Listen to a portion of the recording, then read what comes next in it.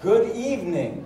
Thank you all for coming. I fear that the title of this lecture might have looked a little daunting. It looks a bit like a sermon, doesn't it? Like piety and beatitude. But it's not. It won't be a sermon. It just uses philosophy and literature to ask some very basic questions, which are namely, when, if ever, is pity appropriate? And when, if ever, is gratitude appropriate? Or thanks appropriate? Pity and gratitude are, as Wordsworth knew, concerns of moral philosophy, ancient and modern. This pair is often classified among the moral emotions because they respond to perceived good or ills, rights or wrongs. Thus, pity may be seen as recognition that an undeserved ill has befallen another. Conversely, gratitude affirms as good something given to us, as well as the agent who gives it. To some philosophers, however, pity is never appropriate. It's an unnecessary suffering for him who pities, grounded in a mistaken view of what constitutes privation. If nothing except for reason and virtue are valuable, then any accidents of fortune another person might be suffering, such as shame, illness, poverty, are not really evils. Who's talking here? Are these things I'm just pulling out of a hat? No. As counterintuitive as these arguments may seem to you prima facie, they belong to the Stoic philosophic tradition that has had remarkable staying power for 2,400 years. Let us move on to Gulliver's Travels. In Gulliver's Travels, the Winhams act with calm benevolence all the time and expect nothing in return. Gwynham Land is a Stoic utopia in which there is neither pity nor gratitude.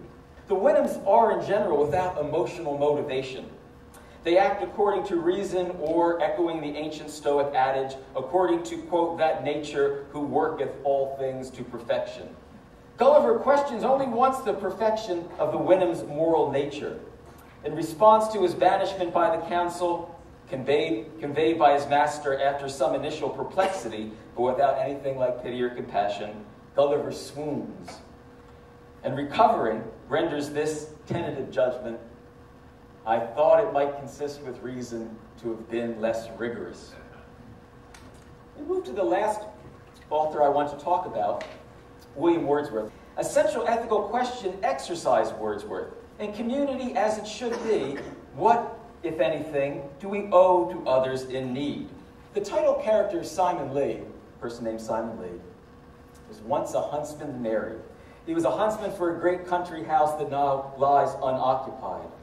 With no other option than small-scale farming, old Simon and his wife feebly attempt to till a small part of enclosed commons. The poem's narrator helps old Simon. He's there trying to cut out a root from the garden plot and can't do it because he's very feeble. And he just takes a single blow and knocks the root out, severs it. Simon's consequent gratitude troubles the speaker, who concludes the poem. The tears into his eyes were brought, and thanks and praises seemed to run so fast out of his heart, I thought they never would have done. I've heard of hearts unkind, kind deeds with coldness still returning. Alas, the gratitude of men has oftener left me mourning. What Wordsworth does, what Swift does, what I try to do is to bring these abiding philosophic tensions to life in ways that prod and question. To read carefully the fourth book of Gulliver's Travels, as I hope you'll do if you haven't already, or the poetry of Wordsworth, is to imagine, if only provisionally, a world in which pitilessness might be a good, and gratitude due only to something greater than humankind. But then again, they may not be. That's a question for you to engage with on your own. Thank you.